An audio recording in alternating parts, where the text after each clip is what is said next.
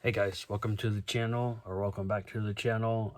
Today I'm going to share 10 movie reviews. I didn't watch a whole lot in the month of February, and then I added a couple more for the beginning of March. So let's just get into it. The first one here I thought was okay, but it didn't really keep my interest. This is a film from, I believe, 1994 called Loaded. This is a Miramax DVD release. You can tell it's pretty old just by the way the disc looks. But anyway, it's supposed to be some sort of mystery suspense film. This group of friends go away for a weekend. They are at a mysterious house in the countryside. They gather to make a low-budget horror movie, and things go wrong, and they end up, some drama happens, and then just people start getting killed. It's okay, but I definitely don't see myself rewatching it again. The cast, there's a lot of like people in here from like famous movies, but I didn't really recognize anybody. You get Catherine McCormick, Tandy Newton, Danny Cunningham, Matthew Eggleton, Biddy Hudson, Oliver Milburn, and Nick Patrick. This is written and directed by Anna Campion. So a lot of names that you don't really recognize, but the movies that they're attached to. So maybe a good one-time watch, but I don't see myself rewatching it. Next one here. This one I'm definitely keeping in the collection. I wish there was a Blu-ray, but there isn't. This was like a short-lived, like a TV movie event. It's 3 hours long. This is Love, Lies, and Murder. Great cast here. Clancy Brown, Cheryl Lee, Myra Kelly, I think that's how you say her name. She did a great job though. Yeah, her character. Let's go right here. Clancy Brown's always good in everything he does. And here he plays he's a husband, a father, a stepfather, if you will, but he is not a good person at all. He basically comes up with this plot to murder his wife because it's something to do with he thinks that she's trying to steal his money and steal his business. So he tells his stepdaughter, or teenage daughter, I'm sorry, to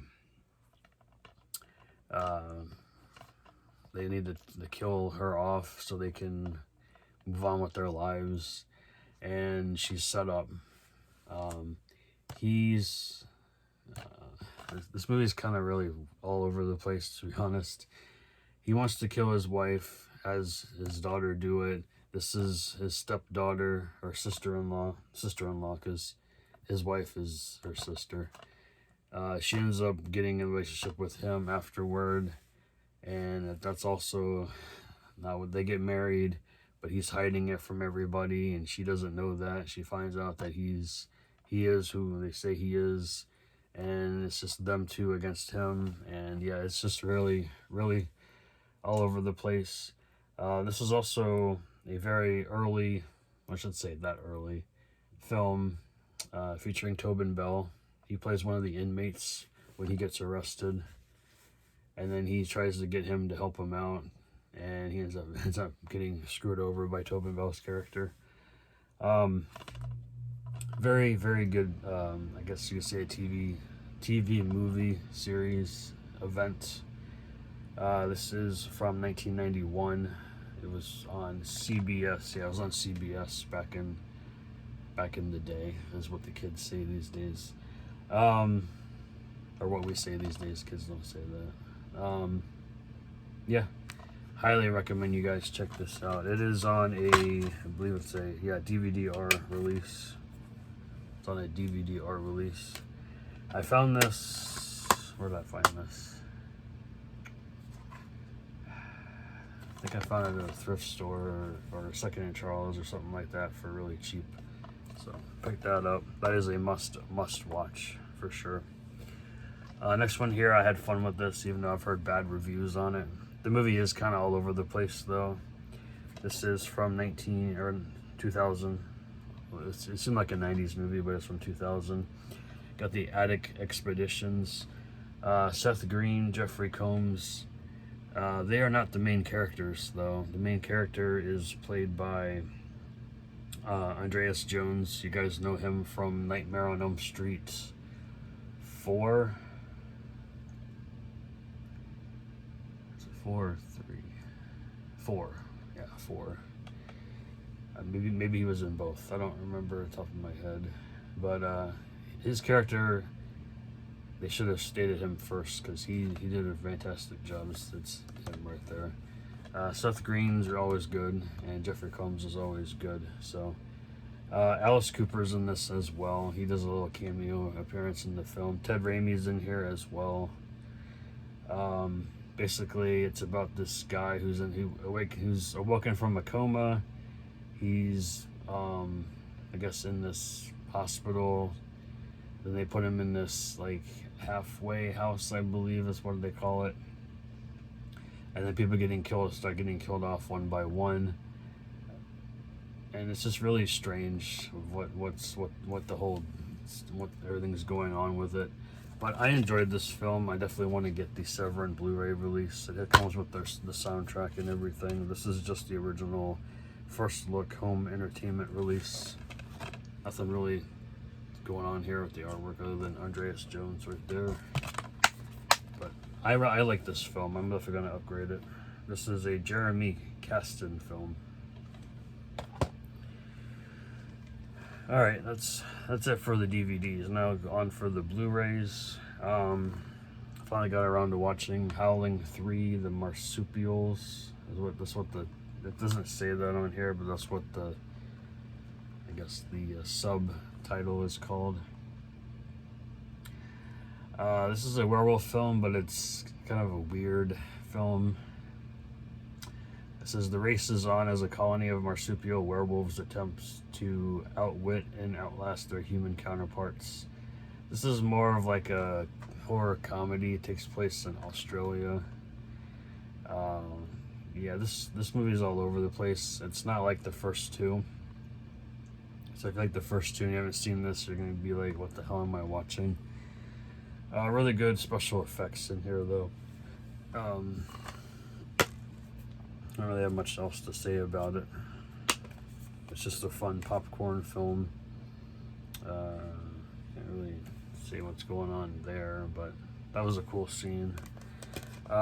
Yeah, recommend you guys check it out. I'm keeping it, even though I thought it wasn't it's not one of the best entries in the franchise, but fun overall.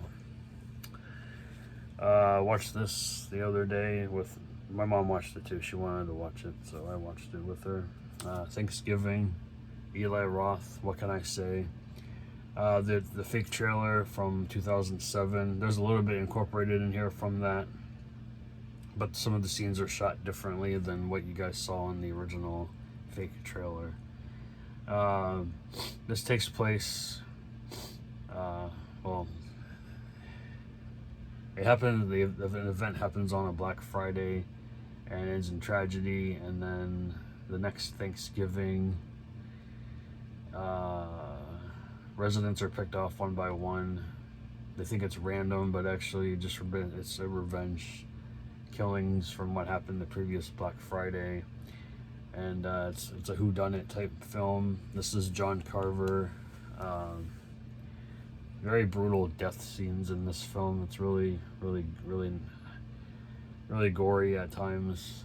Someone gets stuffed like a turkey and gets cooked alive. People do lose their heads. It's brutal, but I enjoyed this film. I watched most of the special features. They're all really, in depth about everything. And then you also get like some of Eli Roth and his friend Jeff's early films on here. That was cool to see. So highly recommend Thanksgiving. I found this one really cheap on Amazon. I went ahead and picked it up and gave it a watch. It was an okay slasher. It's an Italian film, but it's in English, from 2022, and that is The Slaughter. You guys think it's going to be like a found footage movie? It is not. It's just a regular slasher. Cool concept though. It takes place in an abandoned film studio. These group of friends want to go out to go find a place to party, and they find the studio, but there's a they come across a snuff film featuring a brutal mass murder, and this guy shows up. Kind of looks like almost like Happy Death Day, but not quite. And they don't know who it is, and then the ending is just weird to me. But I recommend you guys check it out. But I would probably see if you can find it somewhere to stream though, or get it really cheap like I did. So this is also a burn on demand Blu-ray. So some nice artwork on the disc, but just the same as the cover. I think it might be on Tubi, but I'm not 100% sure. This was an interesting watch. I wouldn't say it was fun by any means, but this is I'm going to butcher this guy's last name, but I've seen a couple of his films. Greg Araki. This is a 1995 film called The Doom Generation. I would say this is like what kind of film is this? It has like there are a lot of killing scenes in this film, but it's not a horror film. It's like a drama. I'll just say drama, even though it's, you know, crime. I'll say, yeah, crime thriller. There you go. It's got James Duvall, Rose McGowan, who's always really, really great. Jonathan Sheck. I'm gonna say his name. So they're at an underground club. James Duvall and Rose McGowan's characters, they're a couple. They pick up a drifter played by Jonathan Schneck. He doesn't.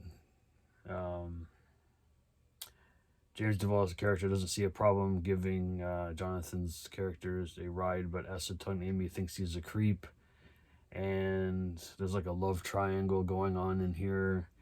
And then they go to like a convenience store, and this clerk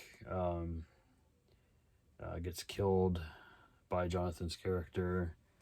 And that was a brutal scene. A lot of blood in there. And then yeah, it's just really weird after that. It gets, like I said, the love triangle, and then they get kidnapped and tortured, and yeah, so check that out.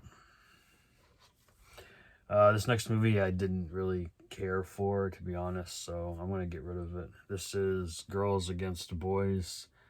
Austin Chick, the director. This was from 2012, 2013.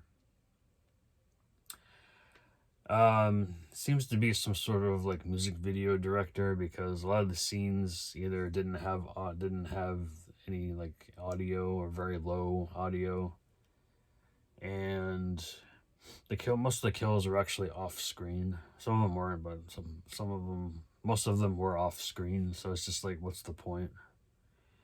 Danielle Panabaker plays the lead role in here. She was pretty decent. Other than that, I didn't care for this movie. So I'm not keeping this. This is an Anchor Bay released, but I didn't enjoy it enough to keep it. All right, this was a blind buy. This is one of Vinegar Syndrome's partner labels, VHS Hit Fest, or what people call it, VH Shit Fest. Some of these are better than others, and this one was not good. I only watched maybe half of it, and I turned it off because I thought it was stupid. These are all like SOV horror, but not the good kind. This is Psycho Paul's Film Festival with the slipcover. Basically, all these films were made by Paul Van Dan Elzen. I think in the like early 90s, if I'm not mistaken. Yeah, it's bad quality, like, you know, not even that good, and his his effects are kind of cheesy, very cheesy, and basically I think there's like, I don't know how many different shorts on here. Doesn't say how many shorts were on here. I watched a few of them. I think he has either his wife or his sister in here, and she's very annoying. I just find her acting terrible. His acting is not good either by any means. You can see some of the digital stills on the back here. Yeah, it's pretty bad. So do not waste your time with this at all. And the last one here, I just watched half of it last night, half of it this morning. VHS 85. Pretty interesting. I do love all these horror anthologies from the VHS. I call it a franchise, maybe, since this is the 6th one, right? I think this is the 6th one. I've lost count. I have all of them though, but this was good. I enjoyed this. You got Mike Nelson, Gigi Salguero, Natasha Kirmani, Scott Dickerson, and David Bruckner. There's 5 stories on here. Yeah, five tales on here. 5 directors. The second one on here was the first one. The first one is like 2 parts, but it's not like it's part 1, and then some stories go, and then part 2 comes back up again. Those 2 stories are linked together. That was pretty messed up. It's about these kids go to a lake, and I guess someone's out there trying to kill them. But they don't, they die, but then they come back to life, but they're not zombies. It's just really weird. And then later, the second part, you find out it's this 15-year-old girl just killing people randomly, but she's linked to a family that is like in the mob, I guess. I don't really understand. But then their house gets surrounded by cops, and then they all start shooting at each other, and then this girl is with her boyfriend. I guess he doesn't want to take part in it, so she kills him, and then she starts shooting at the cops, and then she gets killed, and then she comes back to life, and then she starts shooting at the cops, and then they take her away. It's very strange. I guess something has to do with the water. I don't know, but that was cool. The one with I think it was like I'm not sure which country it's from, but the natural disaster one, I think it's from Argentina, I believe is what they said. That was interesting. That's to do, and it linked to like some sort of like Aztec, I think it's Aztec rituals and whatnot. That was interesting. So those 2 stuck out to me the most. Yeah. So I highly recommend you guys check out VHS 85 on Shudder, or just blind buy it like I did. So that's it, guys. That's all I have to talk about for today. Some interesting watches, some not so good watches, and some definitely that need to be upgraded. So with that, thanks for watching, and I'll see you guys in my next video, which I do have some really awesome finds from Salvation Army from yesterday morning. I'll shoot that video probably later tonight or tomorrow sometime after I get this thing taken care of. So you guys take care. Thanks for watching, and I'll see you guys in the next video. Bye.